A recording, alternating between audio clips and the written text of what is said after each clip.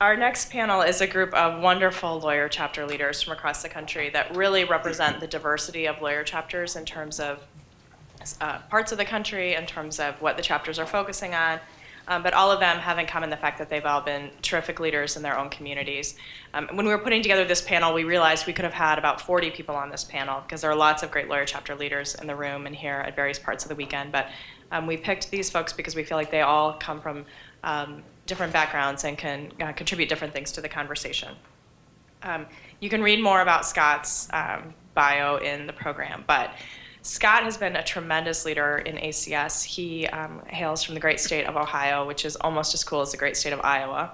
And he, in the Washington, D.C. lawyer chapter, which he led, he really led a great conversation on diversity and how to make sure that the D.C. lawyer chapter more can best reflect the diversity of the DC legal community and the whole of the DC community.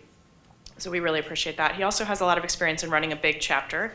As you might guess, the DC lawyer chapter is quite large, and the board is quite large. And so some of you know the joys that come with running a particularly large board. And Scott is well equipped with those. My favorite fact about Scott, though, is that he also shares my passion and love for drinks with umbrellas in them. And that really, I think, is the thing that is most important. So Scott's going to lead the panel, but he's going to get over the fact that I didn't make him actually sing, as I kept threatening to do. And this panel is going to go until about 4:30 or so, because it's Friday afternoon. And on your way out, you'll pick up a bag, a gift bag from the Stafford Law Firm, one of our sponsors, which we're so grateful to Jeff Mandel for.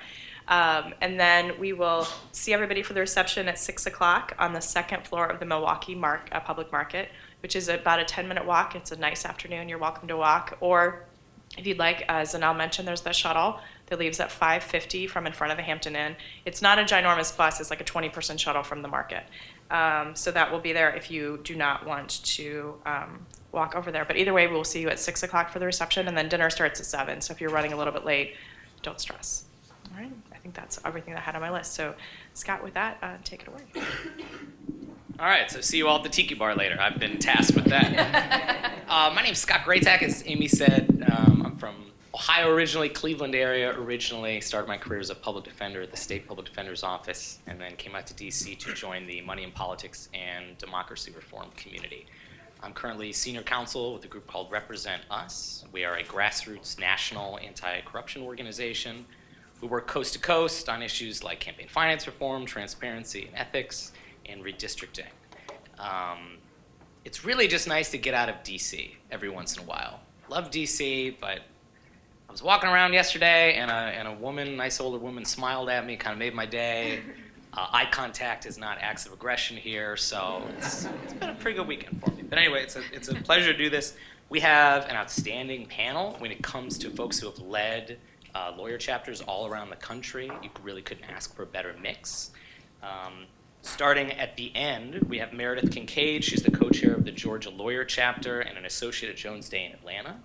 Next to her is Mike Muty. He's the immediate past president of the Northeast Ohio Chapter and litigation partner at Baker Hotsteller in Cleveland. Next to Mike is Neil Sarkar. He's the chair of the Houston Lawyer Chapter and an associate at the AZA Law Firm in Houston. And right next to me is Saraswati Singh. She's the co-president of Minneapolis-St. Paul Lawyer Chapter and an assistant AG at the Minnesota AG in Minneapolis. So I want to give our panel a few minutes to introduce themselves, to talk about how they came to ACS, some of the most salient points for their time as leaders there, and then we're going to cover 4 main topics. We're going to talk about how chapters have built partnerships and presence in their communities, how they have worked to build and reinforce pipelines with student groups and their student chapters. We're going to talk about the significance of diversity and inclusivity and how to prioritize and elevate those issues. And then lastly, we're going to talk about how to balance all of that great work with lawyers being very busy lives professionally. So why don't we start at the end with Meredith? You want to tell us a little bit about how you came to ACS and your work in the chapter? Hi, everyone. Thank you, Scott, for that introduction. I have a long-held love for ACS. Started when I was a student at University of Texas. I guess I'm kind of like, I think I'm maybe like a poster child for the student to lawyer pipeline. I got involved as a 1L and Eventually became our student chapter president at the University of Texas. I remember Janelle from back then even. And then clerked for a year, and then when I got to Atlanta, immediately searched out the lawyer chapter. I actually got my 1L summer gig from someone that I met at the Austin lawyer chapter happy hour. So it kind of circle. But yeah, so I have a lot of love for ACS, and I do think that and I know there's other former student leaders in the room here too, including my Georgia lawyer chapter fellow leader, Megan Fultz. But I do think that the student to lawyer chapter pipeline is ripe for taking advantage of, and I think the more that we can do to think about that, the better. I want to start by thanking each of you for being here, thanking ACS for putting on this weekend, and of course, thanking the Milwaukee chapter for being such great hosts. In terms of how I got involved with ACS, it happened early, like really early, like when ACS started early. I was in law school when ACS became a thing. And I immediately emailed Peter Rubin, who is then the de facto head of the whole thing because there was only one chapter. And he gave the green light for us to start a chapter at Stanford Law School. So that's how I became involved at first. After law school, I clerked twice. I had 2 years at Skadden, which didn't leave a ton of time. But I would attend events for the then new and fledgling lawyer chapters in the Bay Area and in Cleveland. I re-engaged as a lawyer chapter leader when I was 4 years out of law school. I was in Columbus at the time, and Dan Roth and I helped to co-found the Columbus lawyer chapter, which was a great experience. I left Columbus for DC, joined the exec board in DC, left DC for Cleveland, my hometown, where I've been ever since, and I re-engaged there. And I spent 3 years as the vice president, 3 years as a president, and now, at long last, I am immediate past president. So that's been my journey with ACS. And over the course of the next hour and a half, we'll have more details for you. Hi, everyone. Like Michael, I'll start by thanking everyone that did such an amazing job for putting together this first convening. I think I'll hopefully speak for everyone in that y'all did a great job. So unlike the other panelists, I actually came to ACS kind of late in my what is a short career. I was not involved as a student. I went to law school in Chicago. And then I actually was involved in the board for the Chicago Lawyers Chapter, but not kind of very involved.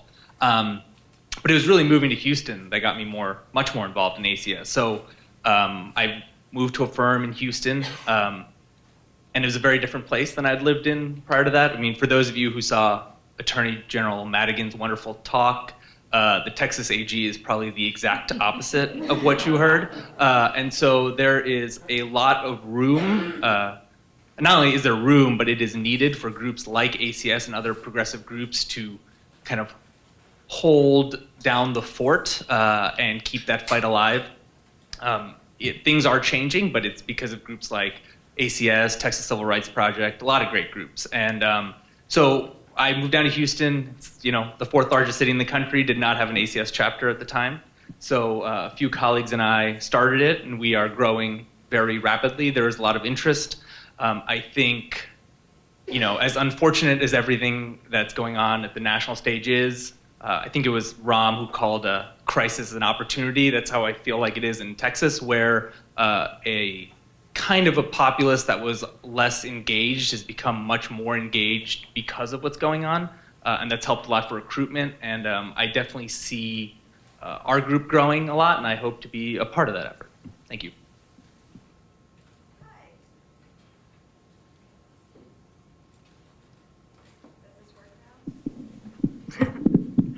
Hi, thank you to the ACS Milwaukee chapter as well. I'm Saraswati Singh, and to just go straight to the question, I came to ACS kind of through an unusual route. So my previous career was in politics, and after working for Biden, I started law school. And after my 1L year, I was trying to figure out what to do during my summer, and I ended up working for Senator Kaufman, who replaced Biden in the Senate when he became vice president. And so when I was working for Senator Kaufman, who was on the Senate Judiciary Committee, I was helping with Elena Kagan's Supreme Court nomination, and had to review White House documents, all sorts of things. And one of the things that they told me to do was to go out to an ACS event. I never had heard of it before, and I went to my first ACS event in DC, and I was so impressed. There were all these Supreme Court law clerks who were just so knowledgeable and just very impressive, and I took a lot of notes about what cases we should be asking about. And that was my first introduction. I eventually transferred to go to law school in Minnesota, and there the chapter was being revived. There was a packed room for the elections, and I was elected treasurer because I knew what ACS was, and I'd been to a meeting. And so that started that, and then the next year, I was nominated to be president of the law school chapter. So that started that, and I was focused on the pipeline and also working with our Minneapolis lawyers chapter, because as you might remember, we had a recession and it was a little tough to get jobs. And so I was hoping to personally find a job where I could use the values that I shared with ACS members. And it ended up being very fruitful. We had an event with a federal judge who I ended up working for. And after I graduated from law school, I joined the lawyers chapter. I became the law student liaison, and now I'm the co-president of the Minneapolis-St. Paul Lawyers Chapter. All right. Great. So let's go into whether you're part of a chapter that has been around since the get-go, the DC lawyer chapter was pretty close to, or a newer chapter for some of y'all. How have you come to find, building up your lawyer chapter, working with other groups that are in the community, in the progressive space? Talk about how you've identified and used some opportunities to really grow and work with other organizations that are in your hometowns.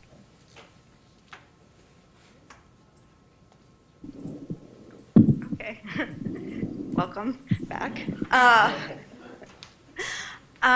So I'm an extrovert, and I like meeting people and having lunches and coffee. And basically what I did was, when I was in law school, I would just send emails, kind of cold call emails to people that I wanted to do events with. And that kind of just started building the network, because there was one person that would say yes.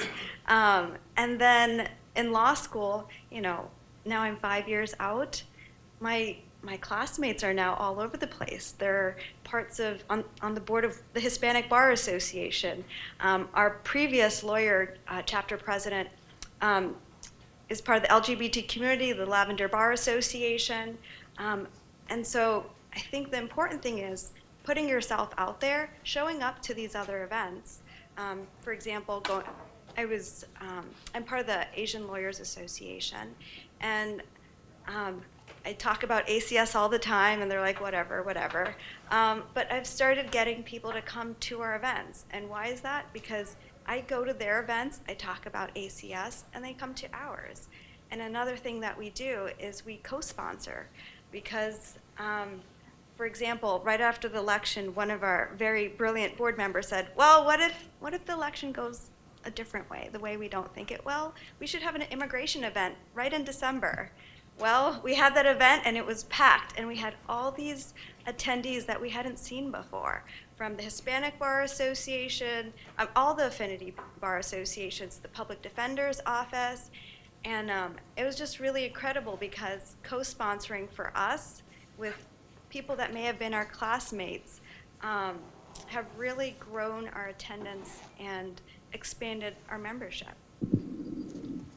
I'll echo that. I think the affinity bars are a great way to reach out to a lot of people. I know in Houston, we did a CLE on the travel ban with the Muslim Bar Association, South Asian Bar Association. There was another bill, it's called SB 4, passed by the Texas legislature, which was a Arizona-style Show Me Your Papers bill, and we did an event with the Mexican American Bar Association and the Hispanic Bar Association. And what we've come to find is that ACS sort of has served as almost a coordinating role across these groups, and we bring folks together. We get their lists, and we can invite a lot of people, and they appreciate us doing the legwork to get the event together. The other thing that I think has been great is that ACS does have a brand, and it's a strong brand, and even if people don't immediately know it or know it as ACS, you can point them to the website. You can point them to many of the great events ACS has done all over the country, and it immediately has legitimacy. And that's important because it gives me the confidence to reach out to people that I might not otherwise reach out to. I can reach out to Chief Judge Rosenthal on behalf of ACS. I can reach out to the Fifth Circuit on behalf of ACS. It's not just like just some rando reaching out, and you have something behind you, and then they will respond. And if they don't have time, they say next time, definitely keep me in mind. So I think it's for chapter leaders and chapter members, I think it's important to remember not to hesitate or to think, oh, this person won't want to talk to me, or this person, I'm way too low on the pay grade to be part of that conversation. I don't think that's right. I think it's worth reaching out because that's the first step in many steps, and as we get bigger and bigger, only more things will come. So how many people in the crowd right now are currently serving as lawyer chapter leaders? Hands up. Excellent. I'm going to try to organize my remarks here in a series of tips that, if you're so inclined, you can write down and take home with you. In terms of building a coalition, I have 3 tips in this regard. First, communicate. Now, I'll give an example of how we implemented that tip. One thing we started doing in Cleveland is to write a monthly newsletter. And it would come from one of the chapter leaders from our own email account, and we would summarize an event or two that took place over the last month and usually include a photo. And then we would also kind of log roll for our upcoming events. And this helped us to build our local brand. By communicating with people, we actually got twice the bang for our programming buck. We'd get the bang for the people who showed up at the program, and then we'd get the people who didn't show up and read about it later and felt bad that they missed it, and then were afraid that they might miss another awesome program, so then they'd show up at the next one. So it helped us to build our brand and to capitalize on that fear of missing out. The second tip, and this is related to something Neil mentioned a moment ago, never let a crisis go to waste. One of the most successful programs or series of programs we had was a series on police excessive force. Now, anybody who's heard the name Tamir Rice knows that police excessive force is a bit of an issue in Cleveland. And at that point, it had boiled over and was becoming a crisis. We recognized that we had a role to play there in furthering the community, furthering the dialogue within our community.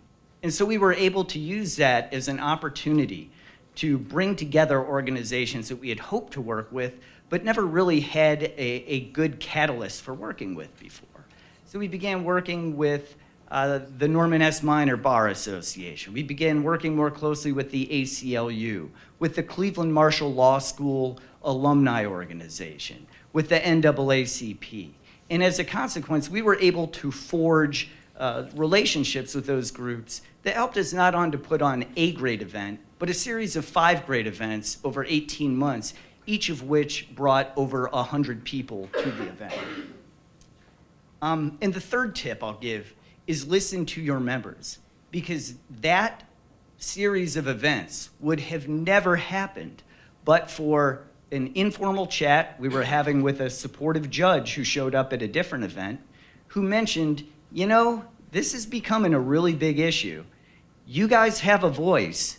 It's time that you use it. And that planted the seed in our exec board to really pursue that programming series. So communicate, don't let a crisis go to waste, and listen to your board.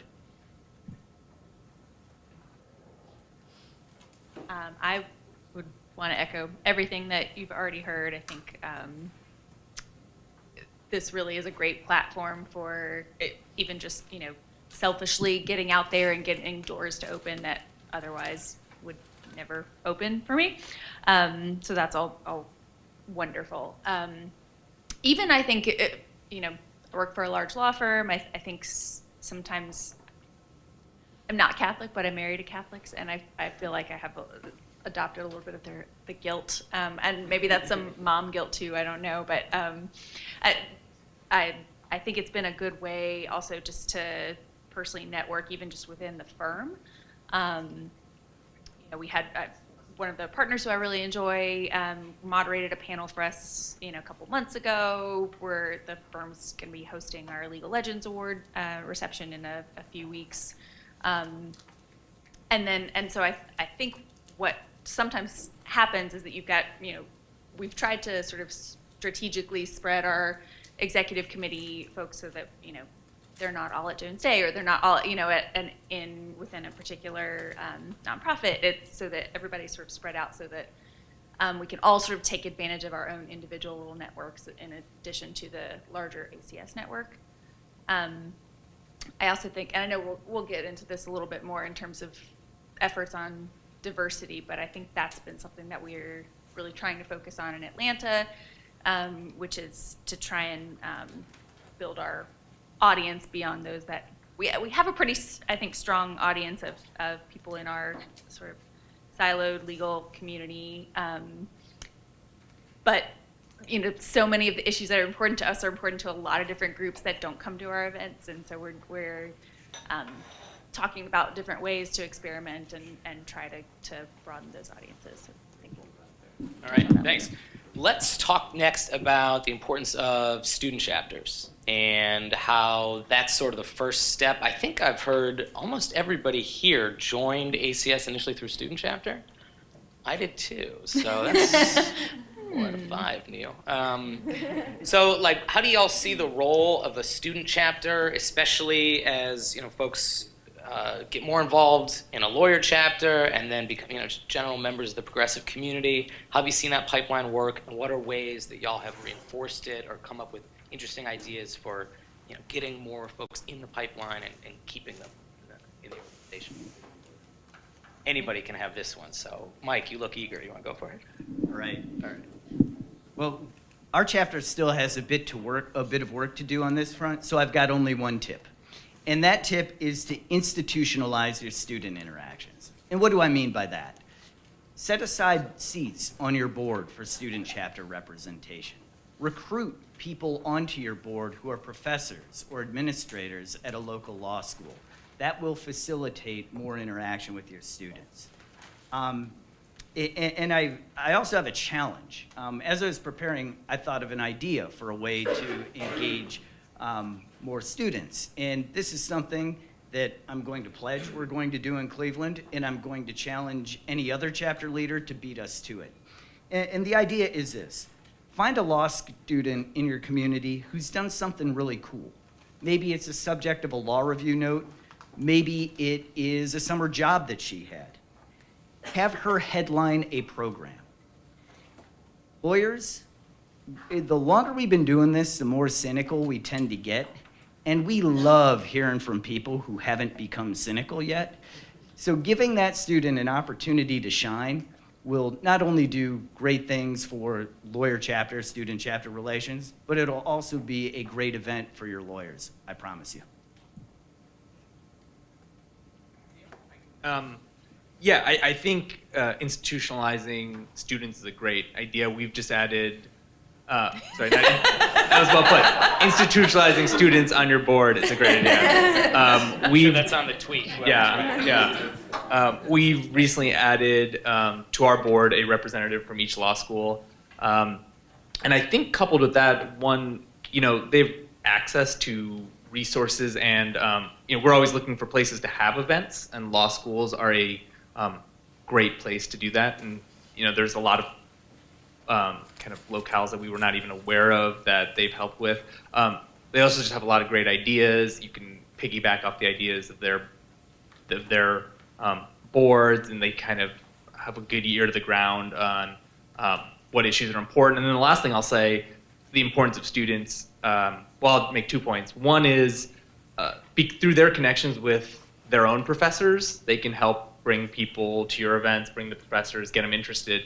And I'll say on a related note, if you do an event with a professor, it's, a good way to do it is often to host it at one of the local law schools. So that will help the board feel more, or the school board to feel more part of the chapter. And I think that's a helpful thing as well. And last thing I'll say, and this is I think one thing we're going to try to do going forward, is obviously very important to all law students is getting a job after graduating. So we've been throwing around ideas on either mentorship programs or interviewing skills or something to try and get turnout to our meetings so that they can meet lawyers and kind of give ACS a value proposition outside of some other groups, which is this is another way for you to meet progressive lawyers, which will hopefully lead to jobs. Meredith, how about you? Yeah. So on our exec board, we have a student chapter liaison who's on faculty at Emory, and she does a good job. Every year in the fall, September, we have a Saturday seminar for law students where the lawyer chapter tries to bring together all the active chapters in Georgia. So it gives the student leaders an opportunity to meet, expand their network. The lawyer chapter leaders who are available come join them for lunch that day, and then that afternoon they actually sit down together and plan an event, because this might be some of their leaders' first time in a leadership role. It might be maybe they've never planned an event. We try and take some of the mystery and the fear out of it, which I think has been hopefully helpful. We also have a lot of work to do on this. So we do have our student chapter leaders are on our executive committee listserv, so they get all our emails, and they're always invited to our exec board meetings, but they rarely come.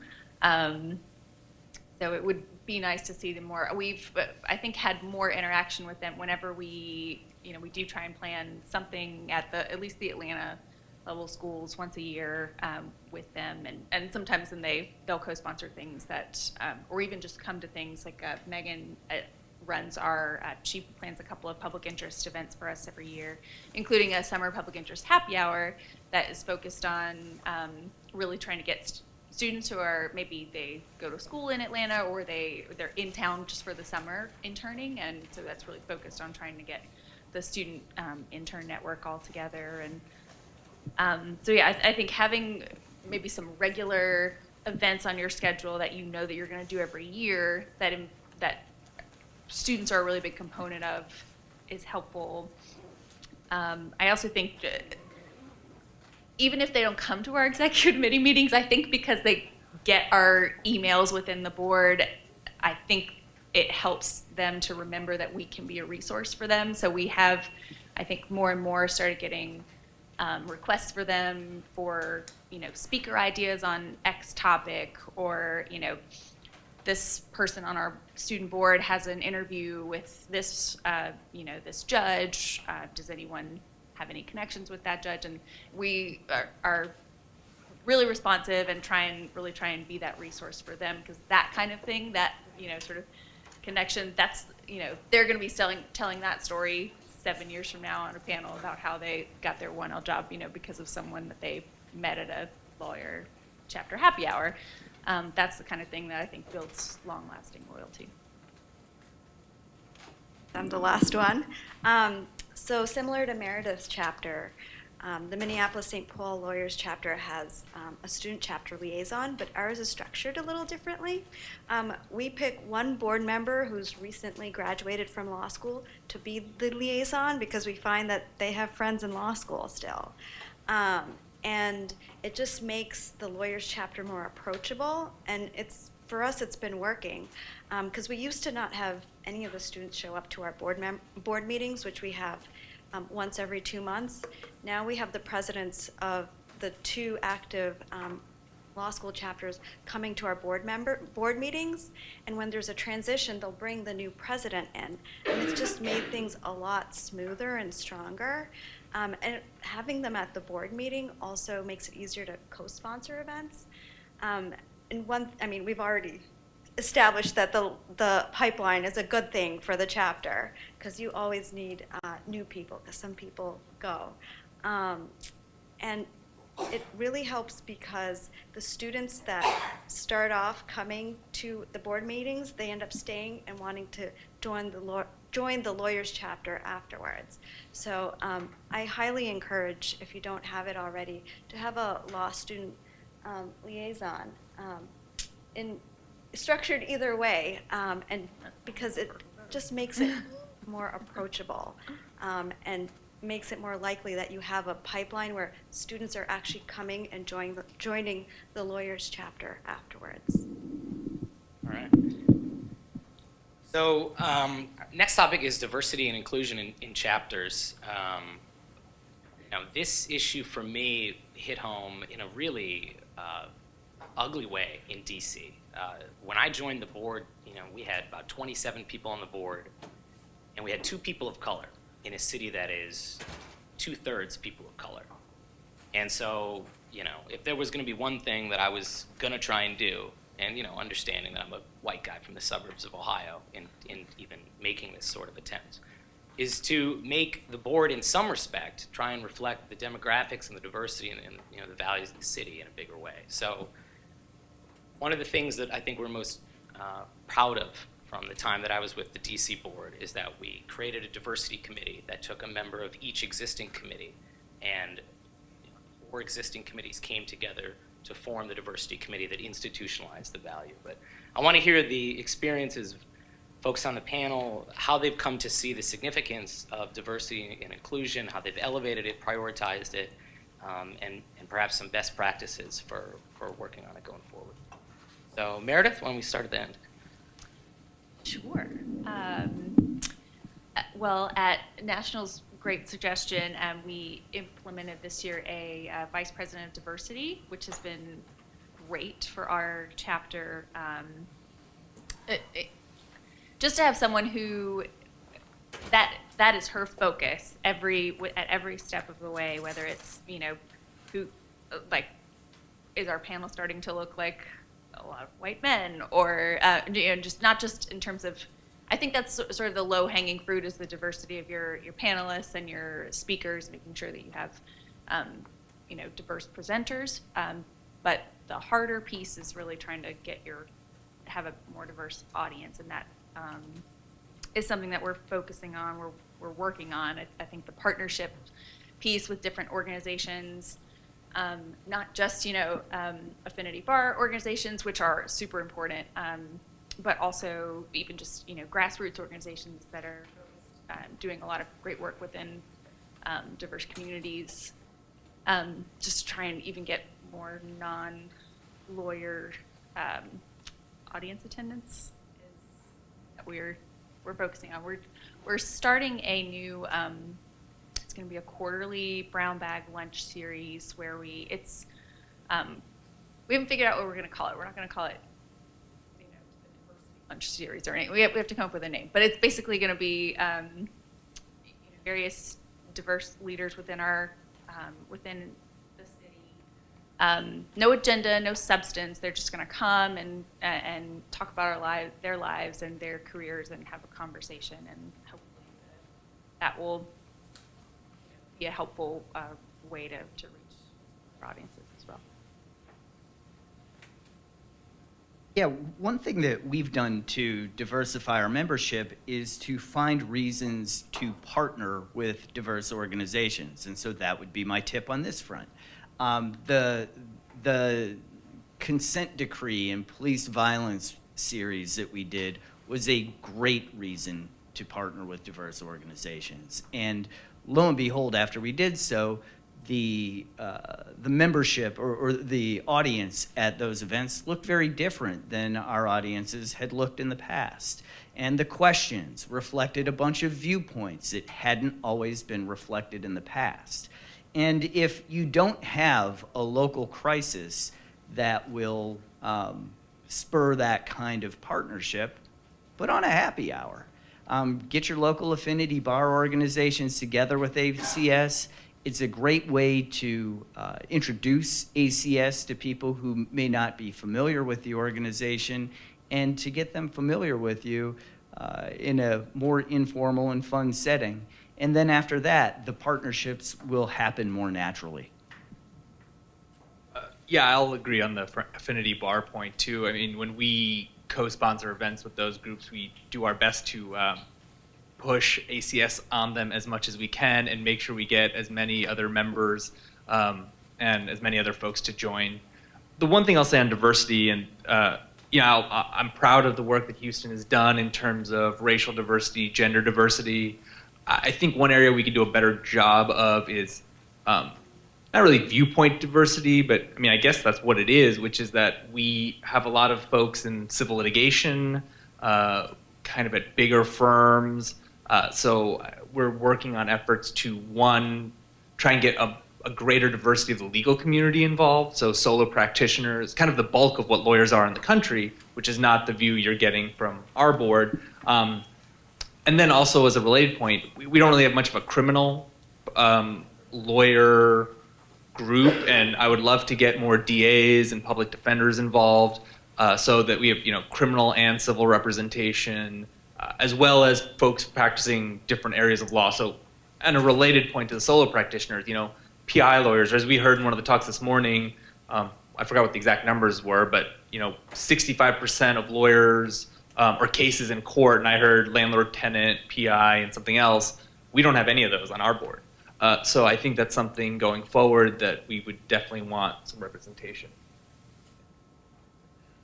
Well, how to increase diversity? I think the best way to do it is follow something that you learned in law school. Show, don't just say, or tell, I guess. Well, how do you do that? Well, I think you're looking at one example right here. At the national convention, at this Milwaukee gathering here, the panelists are made up of women and men, pretty much equal, and you have people of different colors, socioeconomic backgrounds, different legal backgrounds, and all of that is important. Because why? All of us have something in common with one of the speakers, and it makes you more likely to come back. I know it's the reason why I keep coming back. I was super impressed when I was going to the national convention and seeing that the panels were made up of, had people that were women. It wasn't just older white men talking to me like it was in law school. So one, have the speakers represent the people that are, your friends, your community. And it's not that they're not there. It's just you have to remember to ask them, even if they're not the loudest ones, even if it's not the one that everyone's like, oh yeah, that person would be great. Yeah, that person might be great, but there might be someone else who knows the topic really well and is just never asked to speak. So go ask that person. Two, have events that are diverse, right? Everything from criminal justice to a civil litigation topic. And I know our chapter, it's been very important to our previous president, Carl Procaccini, who is a white man, and it just goes to show it takes a group effort, right? And it's shown because our board is very diverse. It's predominantly women. We only have about 3 people of color, which I'm still working on changing. But our executive board is 40% minority and majority women. And it's been nice because some of the board members are part of these firms where the dynamic is very different, and we're trying to lead by example and recognize our weaknesses and reaching out to people so that they can help us address our weaknesses. So I'm actively recruiting from the Hispanic Bar Association, my friends that are part of BALSA, and it's just one of those things that it requires time and effort, and also showing that this is a genuine interest that you have. You're not just trying to check off a box, and you're not just saying diversity without actually following through. You actually care about them. You want their views to be represented, and you value what they say. And so it takes time. For us, it's taken time, but it's been really wonderful because we have more members that are people of color, that are women, and also we have more members that are having children, and they're sticking around because we talk to them and they say, okay, well, for the first 8 months I can't do much, but I can show up to those board meetings if you have conference calls. So now we have conference calls. We're able to retain people that are, have different family statuses. And I think that's important because that's also diversity. And these are the types of changes that we want to see at the places that we work. And I think being part of ACS and the Lawyers Chapter, you can kind of lead and help provide a safe place for people to do that. Super well said, and an excellent transition, actually, to the next topic. I mean, big picture, everybody here has full-time jobs. We're in other organizations. Some sit on other boards. Obviously, we had to take time off work to be able to come to something like this. But your point about making sure that ACS's board and our work meets people where they are and reflects, people in their everyday lives. Meredith, I know we've talked about you're a mom, and you've been able to find a way to balance not only sort of work demands, but what the chapter demands now that you're co-chair of your chapter. So talk to a little bit about your experience and, pros and cons of what you've seen so far.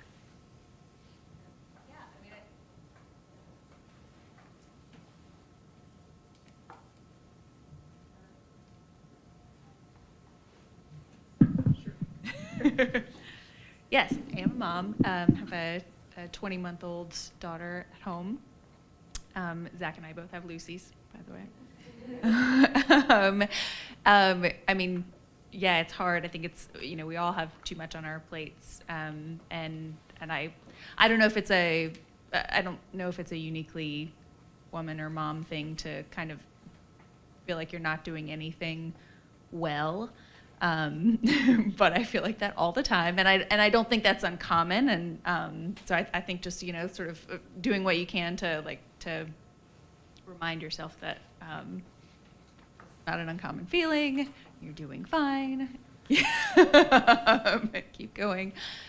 One thing that we have done just from a logistical standpoint with our board is we have monthly exec board meetings, and so we alternate. We do like a monthly lunchtime call every other month, and then the next month we'll do an evening, like a 7:00 dinner at our favorite local progressive bar.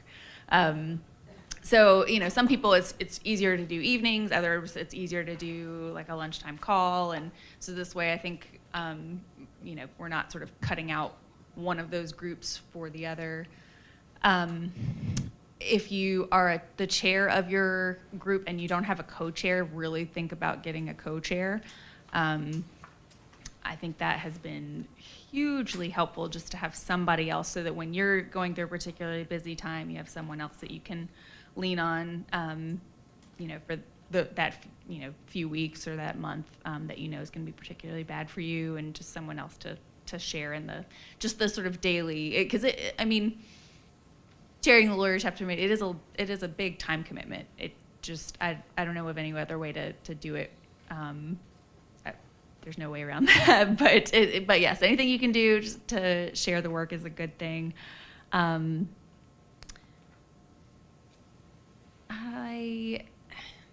I also think just maybe whatever you can do to streamline things. So we have an event checklist that we made at sort of the beginning of the year for people who maybe plan an event once a year, so they don't have to keep asking us, oh, what do we do? I've done this. Why? What else? What am I forgetting?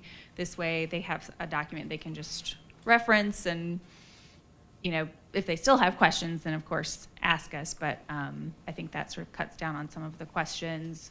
I also think that there's room on your board for people who don't have all kinds of time. So we have some people on our executive board who certainly have more time than others, but those who are, say, at-large members and they maybe don't plan a bunch of events every year, but they'll offer up their firm as a sponsor for this event, or they'll be the host for a different event, or they can show up and help the same day with setup or cleanup, and so it doesn't take a lot of their time, but recognizing that there is room and space and very much welcome help in a lot of different ways. It doesn't have to just be like people who commit to planning 2 to 3 events a year.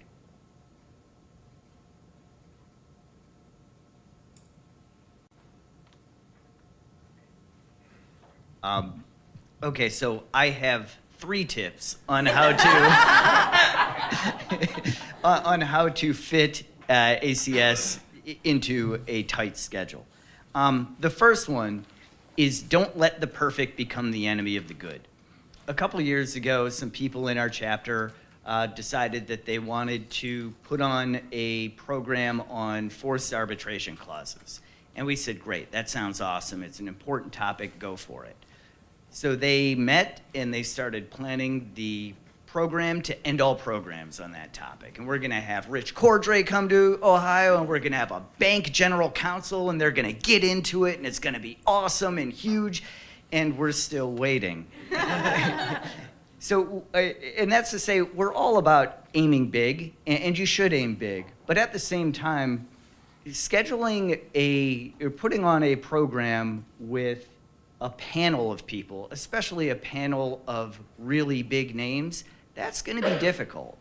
Those people, their schedules are crammed, and the amount of effort you're going to have to put in order to handle the logistics of that program might crowd out other things that you need to do, or the other things might crowd out the logistics, and then the program never happens. So panels are great. Single speaker events are okay as well. So if you're on a tight timeline, rather than have the 4-member panel to end all panels, just have a person or 2. That'll be fine. The second tip, and this is related to something Swati said earlier, exploit your local network. You know people. You know people who can serve as speakers. You know people who can help get the word out. You know people who can connect you with other speakers. Work that connection, work those connections, and exploit that network. You don't have to bring in the biggest name speaker from Washington or New York or wherever. Even if you're in a smaller market city like Cleveland, there are people in your network who know things. There are people in your network who are doing cool things. And there are people in your network who present very well. And you can give them a podium to get behind, and the program will kind of run itself. And the third tip I have on this front is talk to National. I've been working with National for a long time and helping to plan events, and I've got to give a shout out to Jill Dash and a shout out to Amy Gardner. Your people at National are great problem solvers. So when you are trying to put on a program and you're running into a wall, you're facing hurdles that you don't think you can clear, talk to them. They'll have good ideas to help you to get to the finish line in whatever you're planning. So I'll kind of take this question in 2 parts, one for both board members and then also for lawyers in the community. I think as for events, I think it's important for us to be mindful just that, one, people have different schedules, so we do a mix of lunch and evening events, because for some people, it's hard to go to a happy hour from 6 to 8. For other people, it's a nightmare to slip out of work in the middle of the day. So if you accommodate both, you can get different groups of people. The second thing of that is to consider geography as well. I mean, it's probably especially true in Houston, which is just sprawl for miles as far as you can go. But our lawyers on our board heavily work downtown, but I think it's important for us to have events on the north side of the town, on the west side of town, on the south side to make sure people can come. As for the board members, yeah, I mean, all our board members make a huge time commitment to the group. I think one thing that's helpful, I think Meredith might have mentioned something like this, but I think the commitment is especially scary when people don't know exactly what it is.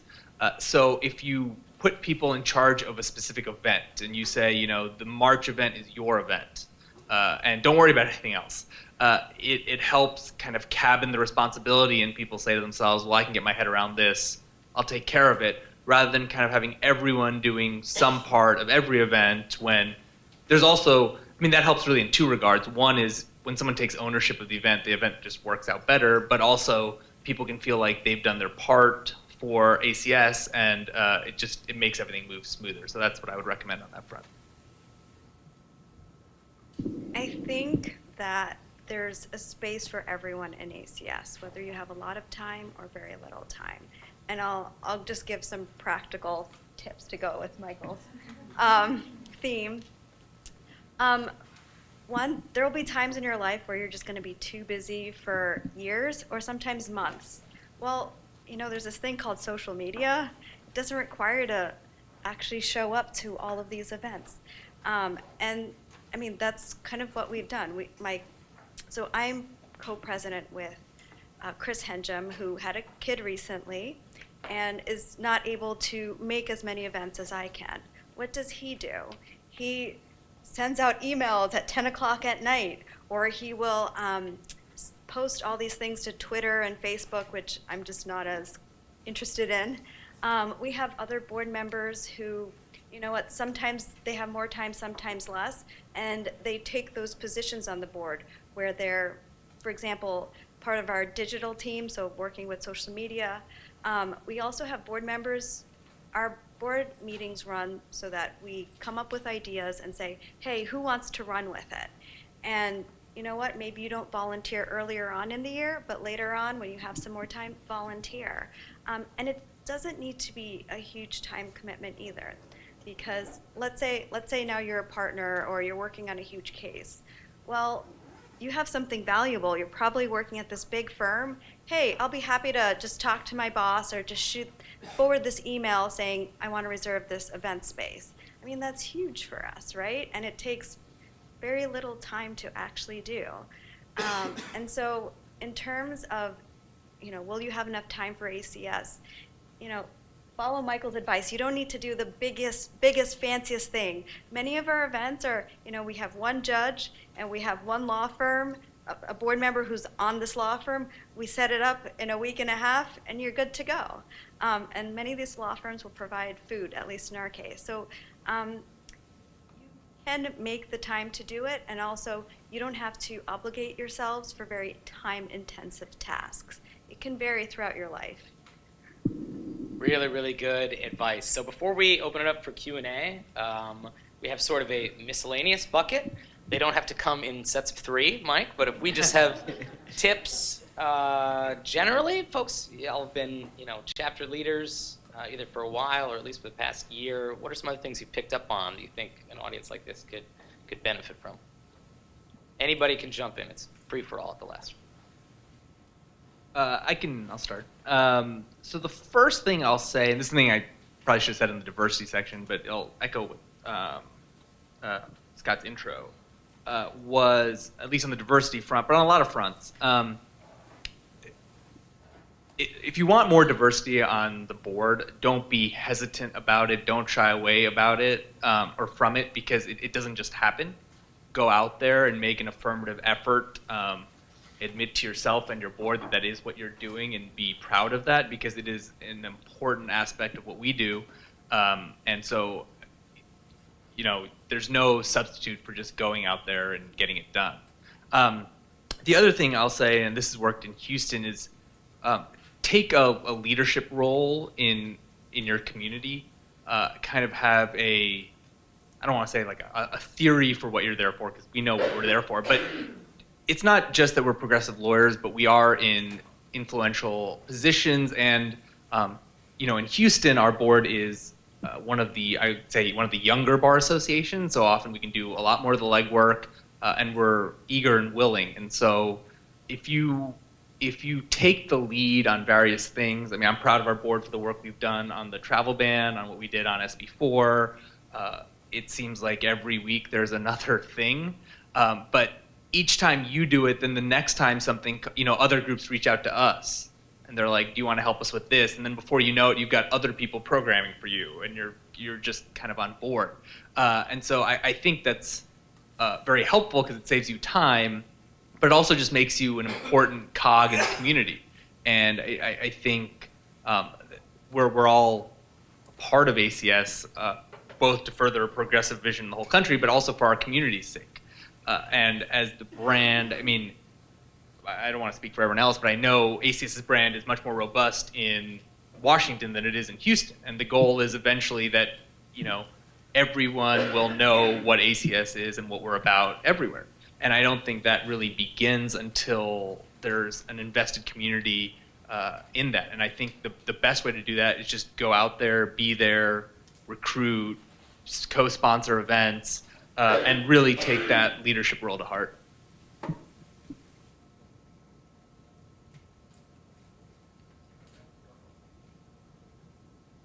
So I have only 2 tips this time. One of them is to take on a growth mindset or a problem-solving mindset in shepherding your chapter. And here's an example of what I'm talking about. Early on, we were pulling our hair out when we were planning events because we'd have a lot of people RSVP and then no show. And so we thought, how do we hook them in?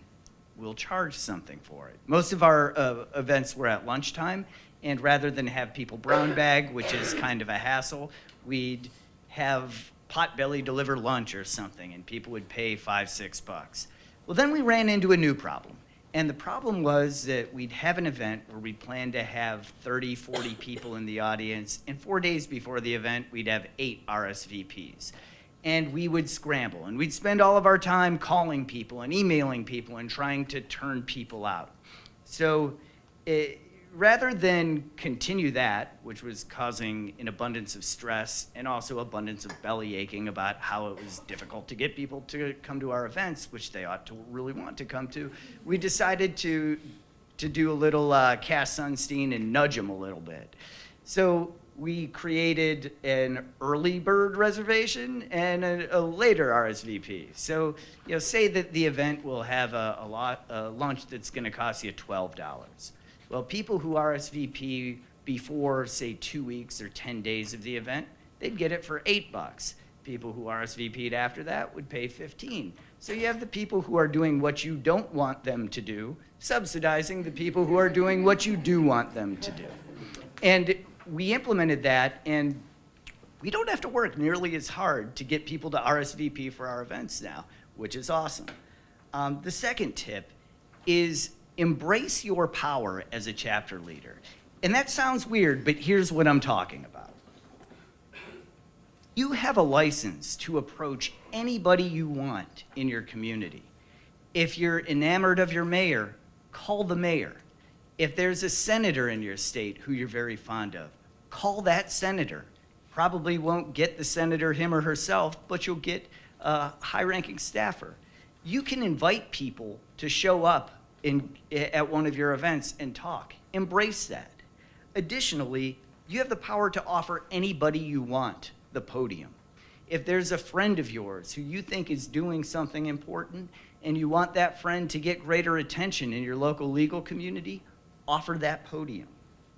Maybe there's a future boss that you really, really want, and you're trying to angle for a good connection. Call that person, offer the podium. As a chapter leader, you should feel empowered to go after the people you want to go after because you have something very valuable to offer them.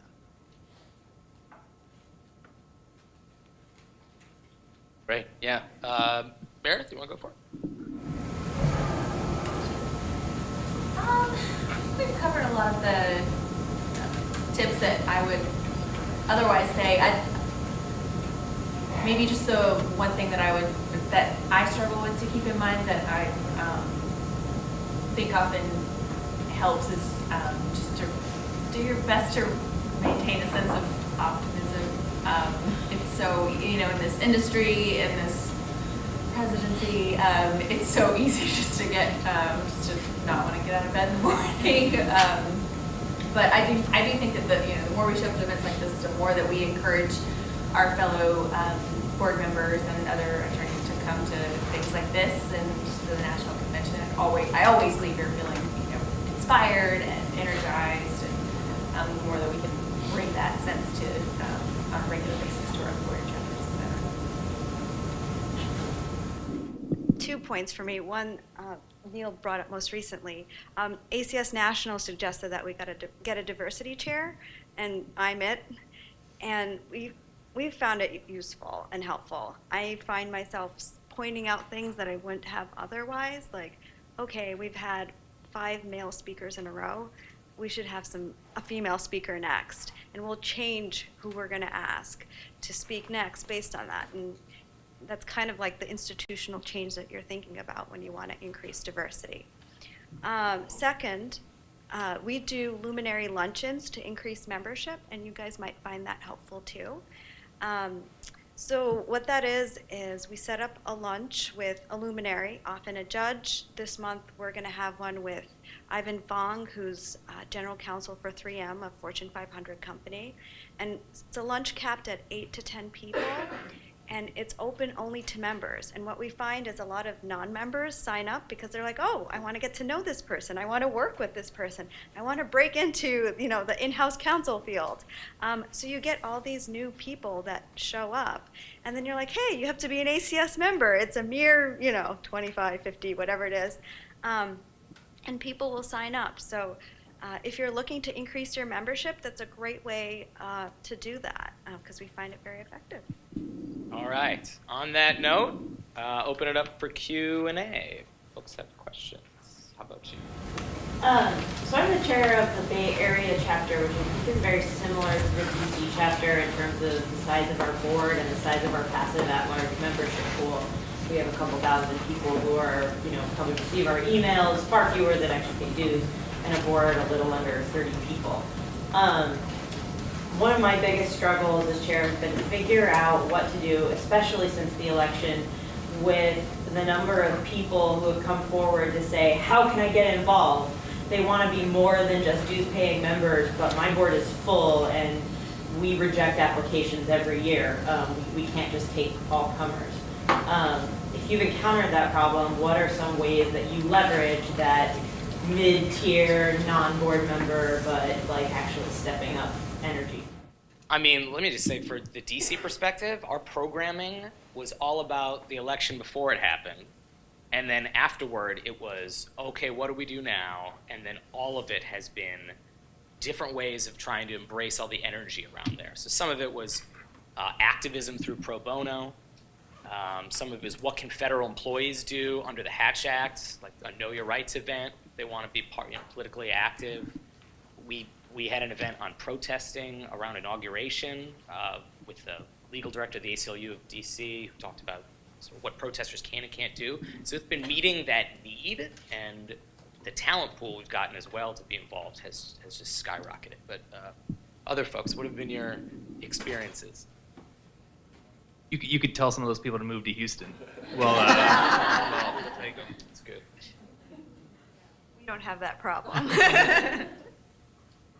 Yeah, we certainly don't either. One thing that we've been talking about implementing and are starting to implement is to have a firm captains program where there'll be not exactly executive board members, but kind of an auxiliary group who will turn people out at their own individual firms for our events. So it helps with publicity, it helps with turnout, and it also gives people a concrete role and a title without having to make room on the board. And does it come with event space often? If you get the right firm captains, it will. I like that. That's something we struggle with in Atlanta too. I think you have all this energy and there's a million different places you can put it and do with it, and try to get people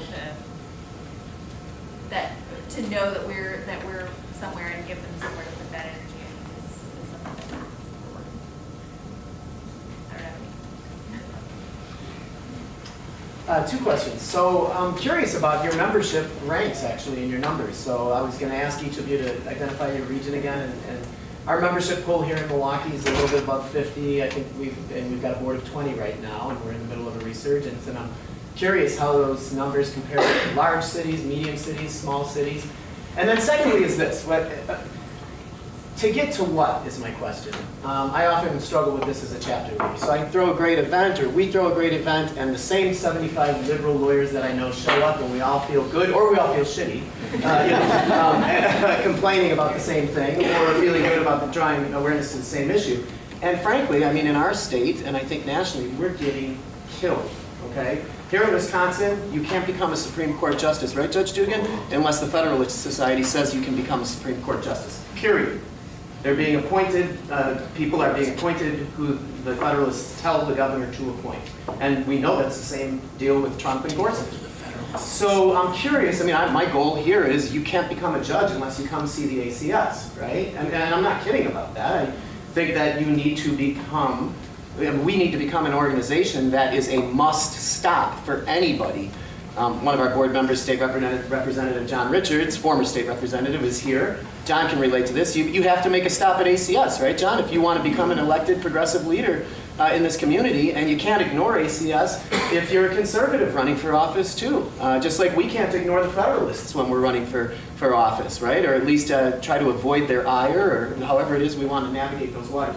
So I'm interested in each of your membership polls, but maybe just one or two of you, if you can speak to whether you're getting past the point where you're running events and you're in a bubble, and events for their own sake are growing membership, because that's all great.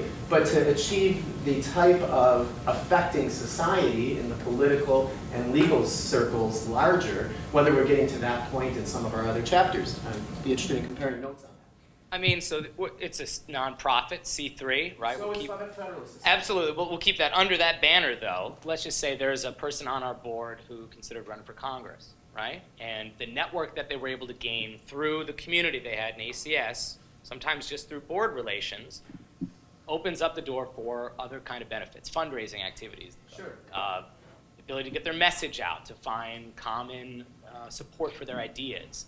And so I think an output that I've seen with all the energy of folks who want to get involved, run for office, all the organizations that have sprouted up around that idea, is a pretty easy transition from the folks that we've seen gravitate toward our chapter. And I hope that's where we can get some impact, frankly, in the next cycle. Sorry, other thoughts, guys? Sure. Well, for what? I think there's many reasons. For example, one of our board members just left to run for political office, an example that you were giving. And who is he reaching out to? He was the former current chief of staff of Keith Ellison. Not endorsing anyone here, right? Who is he reaching out to? The board membership. He's not doing it in an ACS capacity, but hey, through Facebook, hey, I'm going to have this fundraiser at my friend's house who happens to be an ACS member, but on a completely separate day, not under the banner of ACS, but that was his first fundraising event, and it was filled half with ACS folks. And this is someone who hopefully, possibly may end up being in government. Why else? Well, it's a place for judges to come, right? The Luminary Luncheon I was talking about, we had a Luminary Luncheon this past December with our newest Minnesota Supreme Court judge, Justice McCaig. She's the first Native American to that bench. She brought along Justice Lillehog and Justice Chudich. They were excited to come and meet ACS members. Why? Because we feed off of each other, right? They're looking for law clerks. They're looking for people with progressive ideas. They want a safe space. And we're able to provide that. And we're not just stagnant lawyers who just stay in one place. We're growing, right? Some of us are going to end up in political office. Some of us are going to become judges. It's not hopefully going to stay the way it is in Wisconsin forever, but you need to keep building the experience of the attorneys that you have. So when times change, there's folks that are ready, able, and competent to rise up to the next level. And I think that's what ACS brings. And by having these events and talking about these issues and providing maybe the more liberal version of the idea, it retains those ideas and gives it vitality so that it's ready to go when you need it. Just before the next person comments, I just want you to know I'm not asking for justification. I'm behind. I agree with doing all this stuff, right? I think we should be doing it. I'm interested in whether or not you're achieving position for your organization and your communities where you've become that must stop for people running for elective office. You're shaping the political debate and the civic debate within the larger community to an extent. I think, frankly, the other side has had a great degree of success at that, right? When the president says, well, the Federalists gave me a list of 11 people and I'm going to appoint one of them, the next United States Supreme Court justice, they're accomplishing those goals. So I agree with everything you're saying about networking, and we have people running on our boards and throwing fundraisers. All of that is great, and we're going to continue to do it. But I'm curious if any of the chapter leaders here are reaching that point and some insight into how they've accomplished that. Can you talk about your nominations commission? Sure. Yeah. So we recently had some openings on both the northern and southern districts of Ohio. And Senators Brown and Portman put together a bipartisan merit selection panel.